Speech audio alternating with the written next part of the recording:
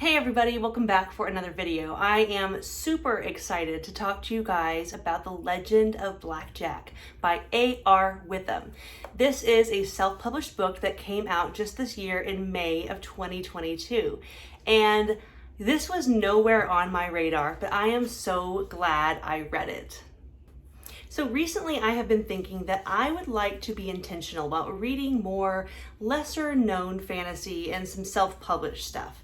Up until this point in my journey, I have not read a lot of self-published stuff, and not for any particular reason other than the fact that I am relatively new to reading fantasy, reading adult fantasy for fun. I got back into reading as a hobby in like the fall of 2019, and here we are halfway through 2022, and I just now feel like I'm finally starting to catch up on that Mount Rushmore bucket list type fantasy goals I had for myself. Now that's not to say I'm completely caught up on any type of TBR, because that's not true. There's always going to be a long list of books that I'm wanting to read. But I did kind of notice that I really have made a lot of progress whittling down the things that I had high on my radar. And so I was thinking I really want to start making it a priority to read stuff that is a little more lesser known, because it's fun to discover a hidden jewel. So I saw a book review posted by Andrew over at Andrew's Wizardly Reads. And the title was The Legend of Blackjack. And he said, hype, instant classic. And so I clicked that review and I was like, I'm interested. Watching this review and seeing all his enthusiasm, I was like, this sounds exactly like something I'd like to read. And after watching his review, I added it to my Goodreads on the want to read section. And I didn't really think much else about it. But as fate would have it, later that day, I had a message in my inbox from the author himself, A.R. Witham. And he just said very politely, would you be open to me sending you a copy of my paperback or an Audible credit to listen to it for free? And he did not ask me to review it. He didn't ask me to do anything. He just very politely asked if he could send a copy of his book to me. When I saw this message from him though, I thought, oh my gosh, that is the exact book that Andrew was just talking about, and I just added it to my TBR. So I said, you know what, absolutely, please do. I asked for a copy of the audiobook, and I added it to my TBR this month because my TBR is pretty loosey-goosey, so I thought, why not? So that is what brought me around to saying yes to this, and I just kind of had a slot open up that was the perfect size for this book, and that's why I decided to read it this month. This story is about a boy named Jack who is absolutely a remarkable kid, but has been through some pretty horrific tragedy in his life. He's in the foster system, and on the evening of his 14th birthday, he gets taken out of a modern day Earth setting and transported to a fantastical world where he is expected to step into the shoes of a hero, and he is completely blindsided, has no idea what's going on, and he ends up going through this huge awesome adventure and just really nails it. But he is not the type of character that just happens to be good at everything. He really struggles through each adversity and comes up with practical solutions for these huge otherworld, problems. He makes amazing friends along the way. He picks up some cool like father figure type characters, and I don't know, it was just a little bit of everything in the best kind of way. I'm not going to try to recap the whole plot in a spoiler-free way or even read the back of the book, because all of that stuff is really easily accessed. I'm going to leave links below to Andrew's review. He did a great recap in there, and also to the author's website and all those types of resources, because if you want to know more about it, that information is out there. But personally, I kind of like to go into stuff pretty blind, so I'm going to leave it at that. But basically, this is very accessible, modern style twist on classic adventure fantasy. So I'm thinking of things like Swiss Family Robinson and Treasure Island and those types of like adventure stories. This is like a modern fantasy writing style, but with the feel and the tone of those types of classic stories. Andrew referred to this as portal fantasy. I'm not really familiar with all the like genres and subgenres within fantasy, But if that's what this is, then I guess that's the name for it. It is fair to compare it to things like Chronicles of Narnia because the setup is similar. Like I said, he's a kid that is taken out of a modern day Earth setting and transported through what we will call a portal to a fantastical world. And the world itself feels incredibly unique. Like all of those tropes that I love and lean on and that makes fantasy so fun for me, they're there, but nothing in here ever felt recycled or tired to me. And like I said, the world itself did not feel like Earth, but it didn't feel like a ripoff of anything else I've read either. There are lots of, fantasy beasts and fantasy races. Some of them are familiar, like dwarves and elves, and then some of them were completely unique and felt more like Trollocs mixed with Kung Fu Panda characters. Like, I don't know where this is coming from, but this is the vibe I got from, and I was very, very into it. Can I just say that this book made me feel happy when I was reading it? Not just the text itself, but I was happy that I decided to read it. So often it is easy to say no to something that's not well known because there's a risk to that. But this was a time I said yes to a risk, and it made me just really happy that I said yes. But the book itself, it did make me feel happy because it felt familiar and nostalgic in a lot of ways, but it also was exciting, like genuinely a page turner. The stakes were high. There were times that I was like, I really don't know if they're going to get out of this, who's going to make it out alive, is the whole world about to turn upside down? Like, I was on the edge of my seat throughout most of this book, and nothing felt like cheap or rushed. Even though it is a standalone and it's a short book, it really felt very balanced. I'm going to go through some of my favorite parts and things that just really stuck out to me, things that make me go, this book was great and I really want other people to read it. So if any of these things resonate with you, this might be a good match for you as well. So this was definitely a coming of age story. If you love a story where a kid really goes through a lot of growth and kind of transitions out of feeling like a child to starting to understand what it means to be a man, this book absolutely captures that. It is a very, very excellent coming of age story. I don't have the book in hand at the moment to show you because I chose audiobook. He asked me, would you like the audiobook or the paperback? I chose the audiobook, but I was probably 10 chapters in when I paused what I was doing, went to Amazon and purchased myself a copy of the paperback because I immediately knew, like, this is a book I need to own. Not only because I really was enjoying it and I thought already this is a book I want to recommend to people and have it available to lend to people, but catch this, you guys, this book has illustrations, like really, really amazing illustrations, and several of them.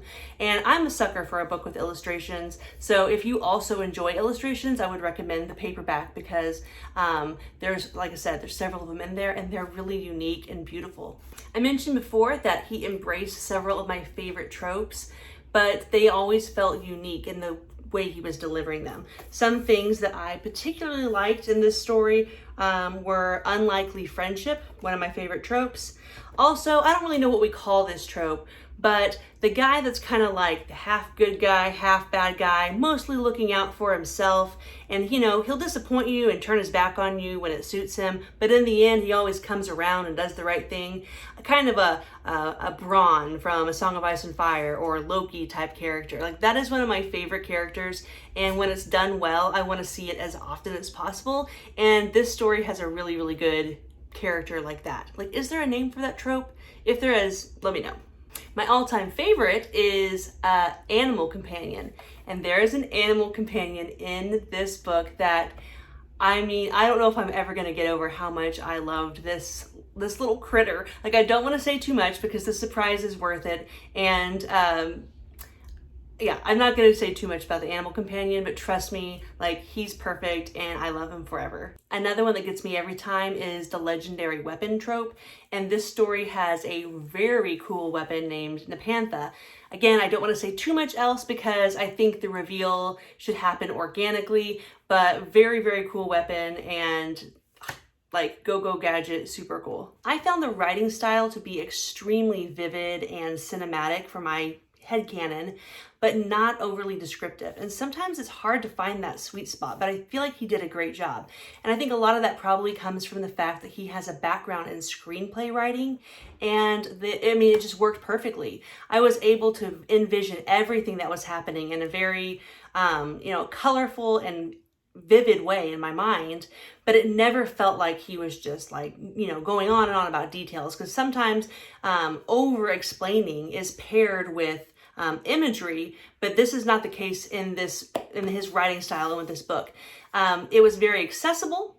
Like, I would say anyone from the age of 13 up would have probably no trouble tracking the story and everything, but at the same time, there were points where it was really, really beautifully written, and I found it moving and was going like dang, like this guy kind of knows what he's doing when it comes to prose and stuff. So it wasn't purple or flowery or anything like that, but there were moments that I was kind of moved by how beautifully something was written. But for the most part, it was just, super accessible and simple, but in the right way without seeming simplistic. You know what I mean? For me though, enjoyability always comes down to two things: character work and dialogue.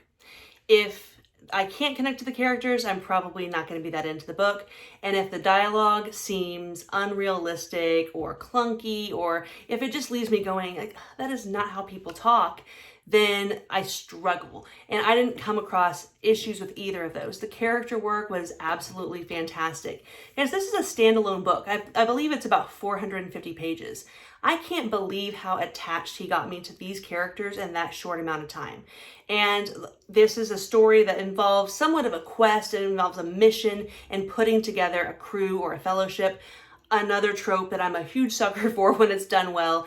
And I found myself being so attached to all of these characters almost immediately. And I don't know how he did that in such a short amount of time. I was able to feel like these people were distinct, they were believable, and I just was immediately felt like I was part of the crew, and I was like, I want to be friends with these guys forever.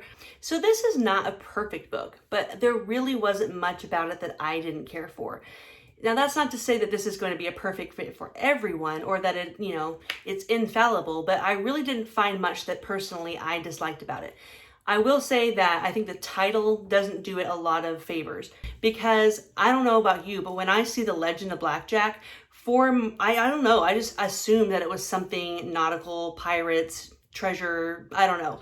Maybe that thought didn't even cross your mind, but to me, it sounded a little bit generic, and it didn't scream fantasy to me necessarily. I also think that the cover is not doing the book any favors. It's not a bad cover, it's a fine cover, but it doesn't tell you anything about the story. It doesn't really grab your attention. And so those are almost the only two things that I was just like, I wasn't crazy about the cover. I think that they could have done something a little more grab your attention. And the title itself absolutely makes sense once you understand the story. I understand why he named it that, but again, I think that it could give people the wrong impression, and it doesn't necessarily scream adventure fantasy to me. It sounds more like a seafaring pirate book. A couple of other things that did not bother me, but I can see someone else saying that it didn't land well with them, and I would understand it. There are a few moments that could be qualified as slightly Deus Ex Machina. Again, nothing that really bothered me, and that is usually something that makes me roll my eyes like crazy. I liked those elements in this story because it just really worked within the parameters of what he's already set for the world. But I could see that kind of bothering some people. Also, I could see some people feeling like the ending is a little rushed. Personally, I found it to be satisfying. I thought everything was wrapped up nicely, and I enjoy how he kind of left it open to where he could come back to the world and write more books. But in the end, it worked for me, but I could understand if someone thought it was just wrapped up a little quick. So I was expecting it to be a little more YA or middle grade, just based on the books that Andrew was comparing it to and the description on the back of the book. And while I do think this would be a great introduction to fantasy for someone, in the age range of 13 to 15, of course, case to case based on, the maturity of the kid and their reading level and stuff like that. I also found it to be very, very enjoyable as an adult who only reads adult fantasy. So I don't get too caught up in the genres and the subgenres. Like I said, I'm not really familiar with what all they are. So would this be categorized as YA? I'm not totally sure, but while it didn't have like graphic sex scenes and, gratuitous language and those types of things, it was, pretty brutal and violent and had some dark emotional themes and stuff like that. So I think there's something for everybody. Now, I don't think that everybody is going to love this book as much as I did, but don't write it off simply because you assume it's YA, because like I said, I only read adult fantasy and I found it to be just absolutely enjoyable. Like, this is a book that I see myself reading again and again, and it wouldn't even surprise me if, Andrew referred to this as like a modern classic, and I can see that. Like, I can see this being a book that I recommend to my nieces and I recommend to my daughter and I read out loud to my kids someday, because it just hit on all those notes. It was fun, it had high stakes, it had a couple of moments that totally surprised me. I did not see them coming. Like, maybe I should have seen them coming, but it had some moments that totally shocked me. And overall, I just had a fantastic time with this book. Another thing that makes this appealing, that I think people will enjoy it as a recommendation because of this, it is a standalone. So I mentioned at the end, he left himself a window where he can come back. He can write more of this character. He can write more in this world. But it is a nice, tight standalone. So often in fantasy, we get caught up in these huge series, and it's intimidating to start new stuff, because if you start one book, then you're automatically signed up for like 8, right? It's hard to find great standalones in fantasy, and this to me was just perfect. It scratched the itch. It was exactly the type of fantasy that I love and I was looking for, but it wasn't a huge commitment. And I'm still just so impressed by the way he built so much character and developed the world so well and really crafted a great story from beginning to end in such a short book. So if you're looking for something short and tight, but you're a fantasy fan and you're running out of standalone options, please give this one a try. Okay. You guys know me, I'm an audiobook junkie. I do most of what I consume via audiobook, whether it's 100% audio or if I pair it with the book and kind of do a little bit of eyes, a little bit of the ears. I love audiobooks. This audiobook was read by the author. Sometimes, I'm not gonna lie, I probably shouldn't even admit this, but sometimes that is like a red flag. This guy, self-published. And so you're thinking, not, just because you know the characters and you wrote the book and you love the story doesn't mean you're necessarily talented at narrating. And I've listened to several audiobooks that were narrated by the author, and the author was not doing the story any favors, and it kind of did detriment to my enjoyment because, like I said, it's just not for everybody. Narrating is not just as simple as reading a book off the page. So I was a little apprehensive about that, but let me tell you something. He was absolutely the man for the job. I don't know that anybody else could have delivered the story quite as well as he did, because you can tell that these characters came from his heart, and the way he told their story and did their voices and just delivered the words to me, it just had such amazing impact. The performance was impressive. He did the voices, he had the cadence and the tone and the timing. Like, he was such a professional. So if you are watching this right now, please narrate more audiobooks. Like, I don't know who you need to call, and I'm sure you have a great day job, and I hope you write more books in this world, but I also want to hear you narrate more audiobooks. Like, this should be your thing. It was such a great audiobook. Please check it out. So thank you guys for watching. I hope you were able to get hyped up for this. Like I said, I don't know that this book will land with everybody, but I hope you give it a try, because I think a lot of people will really love this book if they give it a chance. Like I said, the audiobook was fantastic, so if that is your jam, I give it 2 thumbs up. But also pick up the paperback, because you gotta have those illustrations. So thank you for watching, and if you decide to read this book, please let me know, because I am dying to talk about it with people. Thank you to A.R. Witham for giving me a copy of the audiobook, and thank you, Andrew, for giving this book such an awesome review, because it got me hyped, and I think I have found a new favorite adventure fantasy story.